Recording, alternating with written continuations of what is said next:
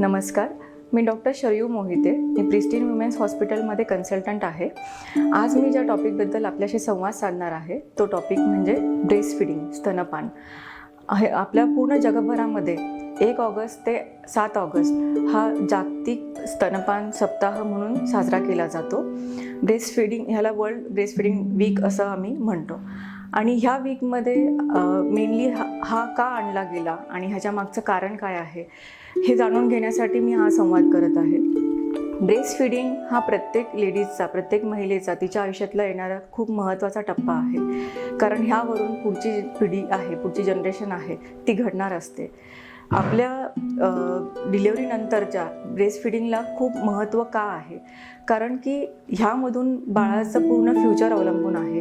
Breast फिडिंगचे जे काही topic मी आता डिस्कस करणार आहे त्यामध्ये पहिला टप्पा असा आहे की ह्यामध्ये बाळाला ब्रेस्ट फिडिंग का गरजेचं आहे. तर हे ब्रेस्ट फिडिंग आहे ते बाळाची फक्त भूक नाही. Breast feeding is beyond hunger. एका भुकेच्या पेक्षाही बाळाला त्यातून बौद्धिक, शारीरिक, मानसिक अशा बऱ्याच गोष्टींची जडणघडण आहे ही ब्रेस्ट मिल्कमधून, स्तनपानातून बाळाला दिली जाते. आणि आपण बघतो की इवन इंडियामध्ये, आपल्या भारतामध्ये ब्रेस्ट फिडिंग म्हणजे एक्सक्लुझिव्ह ब्रेस्ट फिडिंग जे पहिले 6 महिने करतात त्याचं प्रमाण आहे ते फक्त 60 ते 62% आहे. ही खूप अभिमानाची गोष्ट नाही आहे. ब्रेस्ट फिडिंग म्हणजे एक्सक्लुझिव्ह ब्रेस्ट फिडिंग हे 100% होणं फार गरजेचं आहे आणि त्याबद्दल सगळ्या स्त्रियांना जागरूक करणं गरजेचं आहे. ह्यामध्ये ब्रेस्ट फिडिंगमध्ये बाळाला जेव्हा फिडिंग दिलं जातं, जेव्हा स्तनपान केलं जातं त्यामध्ये बाळाचं भूक भागते. त्यामधून बाळाला विटॅमिन्स, प्रोटीन्स, कार्बोहायड्रेट्स, फॅट्स हे रेडीमेड आईकडनं बाळाला दिले जातात. आणि हे एक नॅचरल लिव्हिंग फ्लुइड आहे, म्हणजे द्रव पदार्थ आहे जो की कंटिन्युअसली आईच्या छातीतून म्हणजे ब्रेस्टमधून बाळाला दिला जातो.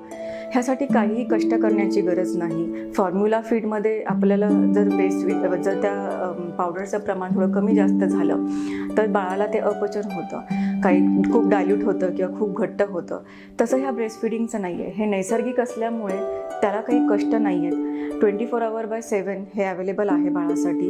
आणि त्यामधून बाळाचं जे शारीरिक, मानसिक आणि बौद्धिक विकास होतो हा फॉर्म्युला फीडपेक्षा एक ॲडिशनल फायदा असतो बाळासाठी. सुरुवातीला डिलिव्हरीनंतर एक साधारण 48 तास कोलोस्ट्रोम सिक्रेट केला जातो. म्हणजे कोलोस्ट्रोम आईकडनं बाळाला त्या ब्रेस्ट फिडिंगमधून जातो. तो कोलोस्ट्रोम आहे त्यामध्ये मॅक्झिमम कार्बोहायड्रेट्स कमी आणि मॅक्झिमम प्रोटीन्स आणि फॅट्स असतात. आणि जे बाळाची भूक भागवतात, बाळाचे जे आतडे असतात त्या गट फ्लोराला नॉर्मल करण्यासाठी हे कोलोस्ट्रोम फार इम्पॉर्टंट असतं. सुरुवातीला बाळाची जी पोटाची जी कॅपॅसिटी असते ती फक्त 5 ते 10 ml एवढी असते. हळूहळू जसं बाळ वाढतं तसं तशी त्याची कॅपॅसिटी वाढते. त्यामुळे सुरुवातीला हा जे कोलोस्ट्रोम किंवा चीक जे आपण मराठीत म्हणतो तर ते ज्या अमाऊंटमध्ये येतं तेवढं बाळाला सफिशियंट असतं. त्यामुळे त्या ह्याच्यामध्ये कमी येतं म्हणून बाळाला ॲडिशनल फिडिंगची नक्कीच गरज नसते.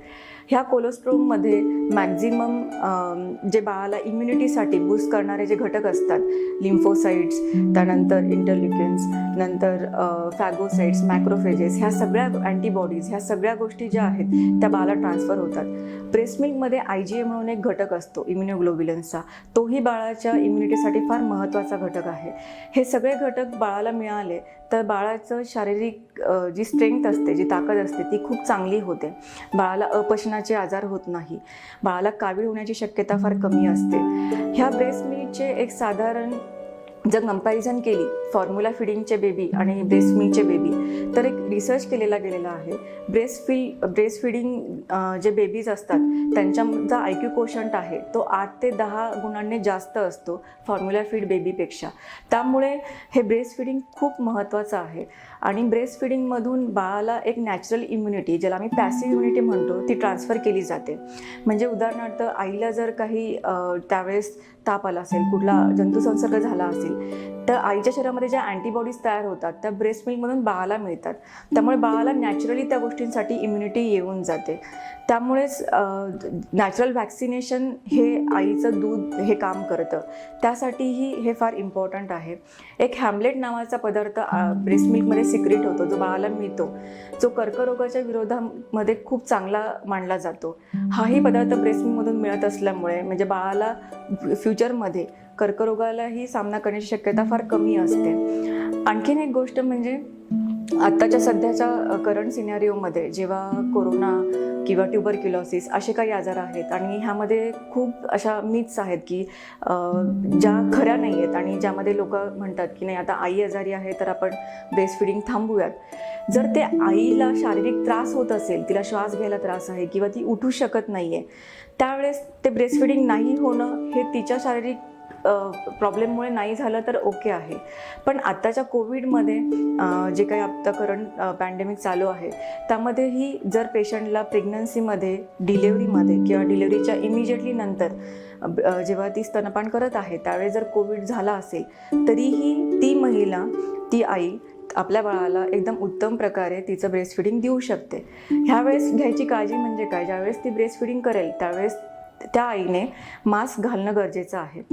बाळाला ब्रेस्ट फिडिंगला घेताना तिने हँडवॉश 20 सेकंद कंटिन्युअस हँडवॉश करणं गरजेचं आहे. मग बाळाला तिने फिडिंग देणं गरजेचं आहे. बाळाला तोंडाजवळ घेणं, त्याच्यावर खोकला करणं किंवा खोकला आला तर तोंड एका बाजूला करणं, ह्या सगळ्या गोष्टी जर पाळल्या तर कोविड झालं असताना म्हणजे ॲक्टिव्ह कोविड असतानाही आई बाळाला फिडिंग देऊ शकते. आईला ट्युबरक्युलोसिस असेल किंवा ताप आला असेल तरीही आई बाळाला फिडिंग देऊ शकते, कारण त्यातून हे घटक बाळाला ट्रान्सफर होऊन बाळाला जंतुसंसर्ग होत नाही. उलट ते बाळासाठी एक नॅचरल इम्युनिटी असते. त्यामुळे इवन तुम्ही कोविडचं व्हॅक्सिन जरी घेतलं असेल डिलिव्हरीमध्ये किंवा डिलिव्हरीनंतर तरीही तुम्ही बाळाला फिडिंग करू शकता.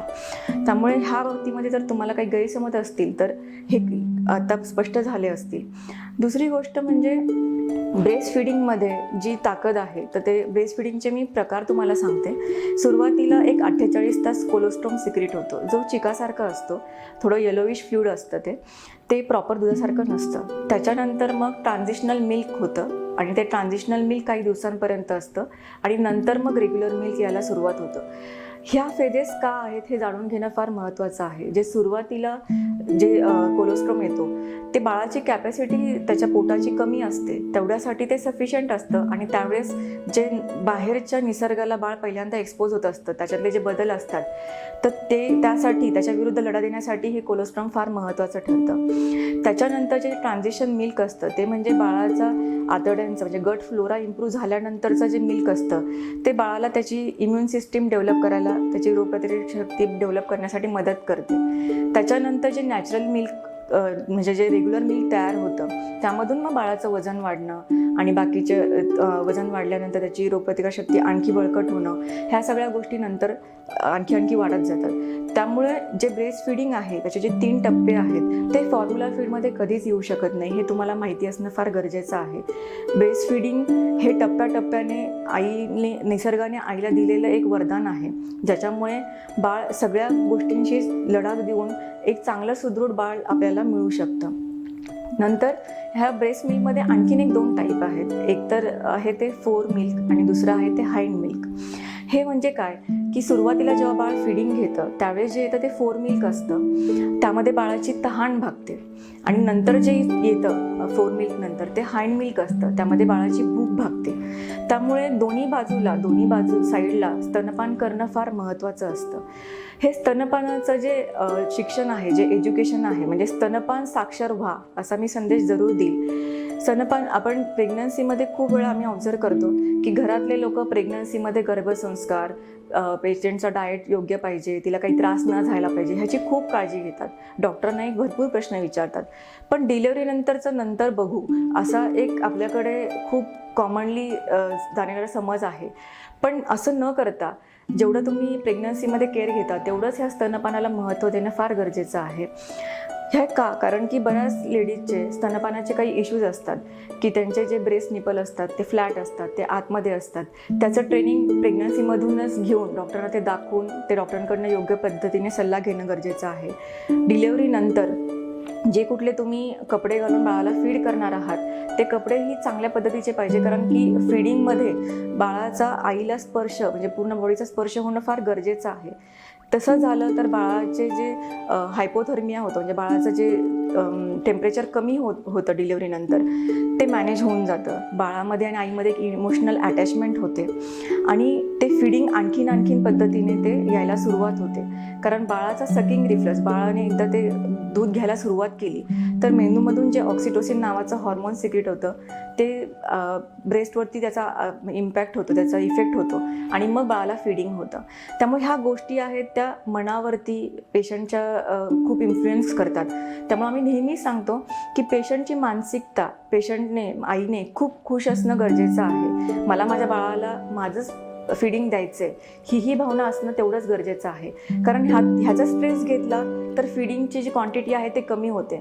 मग माझ्या बाळाला दूध पुरत नाही आहे म्हणून वरचं फिडिंग दिलं जातं, मग आणखी स्ट्रेस येतो. तर ह्या गोष्टीचा स्ट्रेस न घेता खूप आनंदरित्या आपण ते स्तनपान केलं पाहिजे. नंतरची गोष्ट म्हणजे बाळाला दोन्ही साईडला फीड करताना एक साधारण 20-20 मिनटं फीड करून बाळाचा ढेकर म्हणजे बर्पिंग हे फार महत्त्वाची गोष्ट आहे. बाळाला फिडिंग देताना पोझिशन खूप महत्त्वाची आहे, जी आईला आणि बाळाला दोघांनाही कम्फर्टेबल असणं गरजेचं आहे. त्या फिडिंगमध्ये जर आपण वाकून फिडिंग केलं तर आईची पाठ दुखते, मग ते फिडिंग द्यायला नकोसं वाटतं किंवा बाळाला पूर्ण व्यवस्थित ते फिडिंग न गेल्यामुळे बाळ कंटिन्यू रडत राहतं, त्याचा स्ट्रेस येतो, रात्री जागरणं होतात. ह्या सगळ्या गोष्टी एक सायकल तयार झाली की तो ब्रेस्ट फिडिंग असा खूप मोठा जॉब असल्यासारखं वाटतो, नको वाटतं. तर ते आनंददायी देण्यासाठी तुम्ही जर प्रेग्नन्सी राहिल्यापासून जर प्रयत्न करायला सुरुवात केली आणि त्याचे फायदे आणि तोटे समजून घेतले, एक प्रॉपर पोझिशन समजून घेतली, तर 6 महिने तुम्ही एक्सक्लुझिव्ह ब्रेस्ट फिडिंग दिलं तर तुम्ही एक सुदृढ बाळ, सुदृढ जनरेशन जन्माला घालणार आहात आणि त्यामुळे तुमच्या बाळाची बुद्धिमत्ता खूप चांगली होणार आहे. त्याचे खूप सारे फायदे मी आत्ताही समजून सांगितलेले आहेत. त्यामुळे स्तनपान साक्षर व्हा हा संदेश मी नक्कीच देईल आणि मला ह्याची अपेक्षा आहे की ह्या व्हिडिओमधून तुम्हाला ह्याबद्दल सगळं माहिती मिळाली असेल. ह्या स्तनपानाबद्दल तुम्हाला जर काही समस्या असतील तर प्रिस्टीन वुमेन्स हॉस्पिटलमध्ये मी अवेलेबल आहे 24/7. तुम्ही कधीही संपर्क करू शकता. धन्यवाद.